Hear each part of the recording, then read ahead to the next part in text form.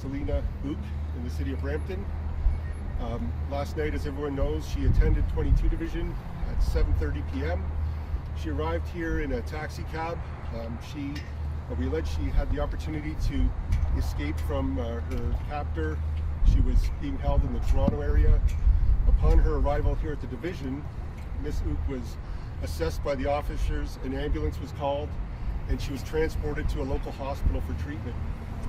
While at the hospital, she has been interviewed by our investigators in consultation with the province's Special Investigations Unit. As a result of that, we will be seeking a warrant in the first today for the arrest of Mr. Garwood for the following offenses: kidnapping, forcible confinement, aggravated assault, possession of a loaded or restricted firearm without a license, possession of a firearm without being the holder of a license, dangerous operation of a motor vehicle, possession of a prohibited device or ammunition knowing its possession is unauthorized, and there'll be 2 counts of that. And we anticipate a warrant will be issued today for his arrest for those offenses. Mr. Garwood, he still remains outstanding. His whereabouts are unknown. We do consider him armed and dangerous. If members of the public have any information, please call Crime Stoppers or our investigators at 905-453-2121 extension 2233, or you can call Crime Stoppers, as I said. If you do see him, please do not approach him. Call 911. We do allege he's armed and dangerous, and we don't want to see anybody get hurt. And I'm available to take some questions at this time. How did Ms. Ook escape her captor? There was an opportunity where she became separated from the male party, and she managed to escape in that way. She located a taxi cab and was able to make her way here to the Division. What was it like a matter of seconds? Can you give us detail on that? She was able to run away, or is it like she had half an hour? Unfortunately, I can't give you the specifics given that there will be outstanding charges before the courts, but we do allege there was a lull in time where she was able to make good at her escape and make her way here to the Division. What was the relationship there, sir? So they were engaged in a relationship with one another, boyfriend, girlfriend. However, that relationship had become estranged, we allege, and that's what's resulted in these events. And was she injured at all? She does have some injuries. As I said, based on the charges, you can see that some of the injuries were, not life-threatening in nature, but significant. Oftentimes, this type of occurrence doesn't turn out well when somebody is so hell-bent on kidnapping somebody and taking them, especially with the police there. Are you surprised at the outcome? And this is obviously the best outcome that you could have hoped for sure. You know, I can't say I'm surprised, but I am very hopeful that, this is an eye-opener for many people that are involved in these types of relationships. I do want to thank the members of the public, the members of the media. It was with your cooperation that we got information out there, and we had numerous tips. The one piece of information I would like to give out, though, at this time is I know we had put out information regarding a vehicle that we were interested in Toronto.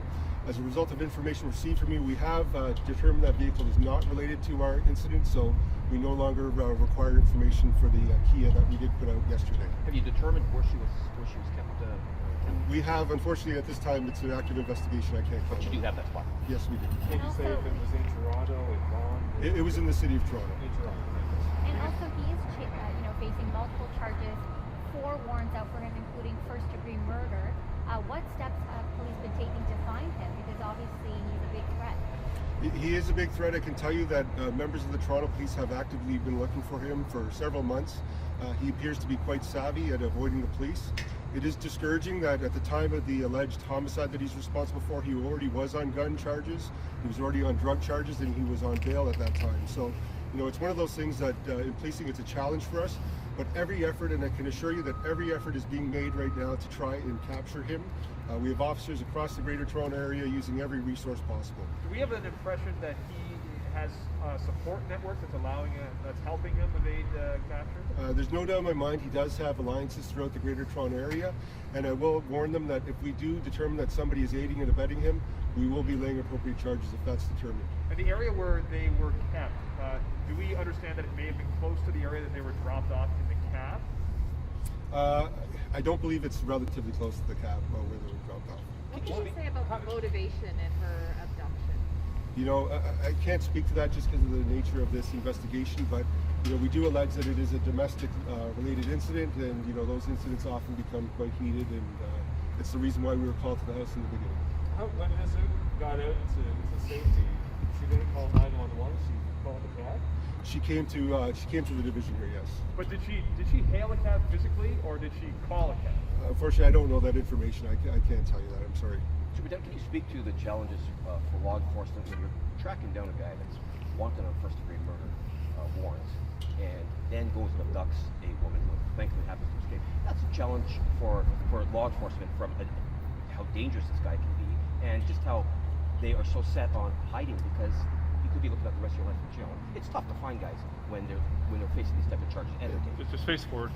Yeah, absolutely. It is quite a challenging task to track down individuals.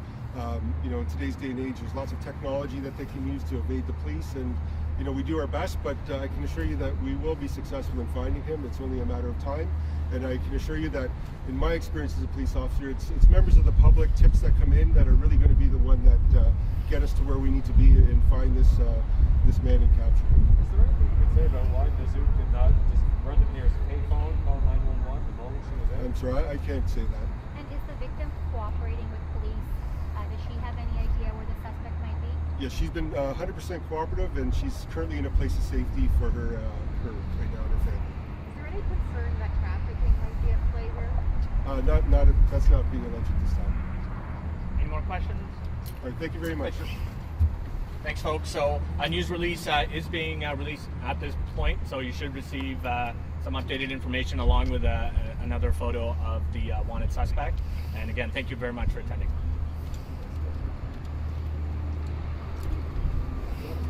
well, lots of